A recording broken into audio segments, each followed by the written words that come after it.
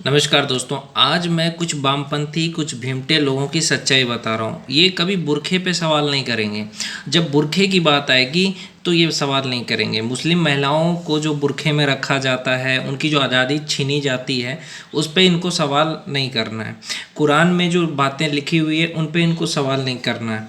मनुस्मृति को जला देंगे, लेकिन कुरान में भी बहुत सारी ऐसी बातें हैं, बाइबल में भी बहुत सारी ऐसी बातें हैं, लेकिन इनकी औकात नहीं है इन भीमटों को, नीले कबूतरों को, कि उन पे सवाल कर सकें। ये एथिस्ट तभी बनते हैं, एथिस्ट नहीं, ये सिर्फ सनातन को टारगेट करने के लिए नास्तिक बनते हैं कि चलो भगवान को हम नहीं मानते, लेकिन ये अल्लाह को मानते हैं। अगर अल्लाह को ये नहीं मानते या दूसरे धर्म के बारे में ये नहीं बोलते हैं। मैं आपको सच्चाई बता रहा हूँ। इनका एक ही टारगेट होता है, कथावाचकों को टारगेट करो, साधु संतों को टारगेट करो, हिंदू धर्म को टारगेट करो, सनातनियों को टारगेट करो, लेकिन कभी भी बुरखे पे मत बोलो। बलि प्रदान पे बोलते हैं लेकिन बकरीद पे नहीं बोलते हैं। ये ऐसे लोग हैं। तो मैं बस यही कहना चाहता हूँ इन वामपंथियों से, ये भीमटों से, कि तुम्हारी गांड में इतनी औकात नहीं है कि तुम कभी बुरखे पे बोल दो कि अरे औरतों को आज़ादी दिलाओ बुरखे से। बुरखे से आज़ादी चाहिए ना महिलाओं को, दिला सकते हो तो दिलाओ। आप बुरखे से महिलाओं को आज़ादी नहीं दिला सकते। मुस्लिम महिलाओं को इतने सारे बच्चे पैदा होते हैं, उस पर तुम नहीं बोल सकते। बकरीद पे नहीं बोल सकते, इतने सारे जानवर कटते हैं, लेकिन तुम बोलते कहाँ हो?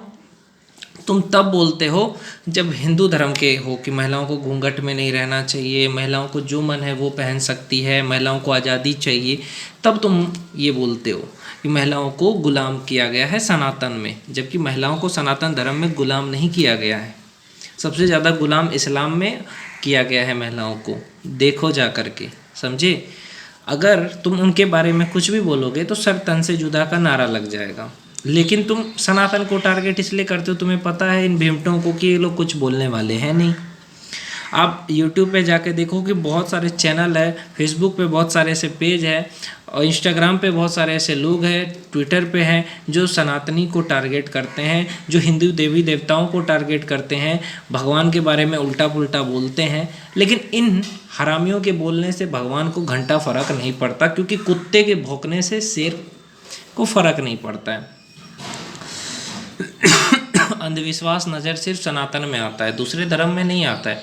एक दो ऐसे टीचर भी हैं यूट्यूब पे जो सनातन को टारगेट करेंगे, ये दिखाने के लिए कि देखो हम इतने बड़े साइंस के वो हैं। तो भैया बहन के लोड़े, अगर तू साइंस का ही टीचर है, ये साइंस ज़्यादा ही जानता है, तो तू अमेरिका में होता, नासा में, यहाँ गांड क्यों मरा रहा है? ऐसे सनी यादव करके एक टीचर है भैया, वो यही करता है, हिंदू धर्म को टारगेट करता है। क्योंकि इस देश में क्या है कि हिंदू धर्म को टारगेट करना आसान है, ब्राह्मणों को टारगेट करना आसान है। ब्राह्मण को टारगेट करो, सनातन को टारगेट करो, कथावाचकों को टारगेट करो, देवी देवताओं को टारगेट करो, ये आज के समय में कॉमन हो गया है। लेकिन कभी आपने ये सोचा कि इतना आसानी से कैसे कर लेते ये सब? क्योंकि हम लोगों में एकता नहीं है। अगर हम सब एक हो जाएं, हम सब लोगों में एकता आ जाए, हम सब एक हो करके रहें, आपस में जातिवाद ख़त्म करके रहें, तो किसी की औकात नहीं कि सनातन को टारगेट करे। हम में से क्या है ना, सनातनी बट गए हैं। तू पासवान है, तू चमार है, तू दुसाध है, तू मुसहर है, तू ये है, तू वो है। अरे भाई सनातनी बनो ना। क्या छोटी ऊंची बड़ी जाति ये वो सब का छोड़ करके अभी सनातनी बनने का टाइम है। मैं यही कहना चाहता हूँ, जो दलित भाई हैं वो अपने आप को दलित क्यों समझते हैं? अपने आप को सनातनी कहो ना। हमारा धर्म क्या है? सनातन धर्म है। जाति भले ही कोई भी हो, हमें जाति से कोई लेना देना नहीं। हम खुद को भारतीय कहें, सनातनी कहें, ये गर्व की बात है। अगर हर एक मुसलमान भाई भी अपने आप को भारतीय कहे तो कोई बात नहीं है। कि अगर पाकिस्तान से कोई हमला हो जाए या कुछ भी ऐसे हरकत हो, तो मुसलमानों को भी भारत के साथ खड़ा होना चाहिए, हिंदुओं के साथ खड़ा होना चाहिए, क्योंकि हम भारतीय हैं।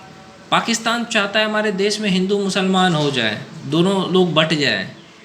पाकिस्तान की जो सोच है वो यही है कि हिंदू मुसलमान हो जाए। लेकिन अगर भारत के मुसलमानों में थोड़ी सी भी इंसानियत है तो ये सोचे कि हिंदू भी मेरे भाई हैं, हम भी आपस में एक होकर के भारतीय बन के रहें, तभी ये देश मजबूत होगा। लड़ना नहीं है आपस में।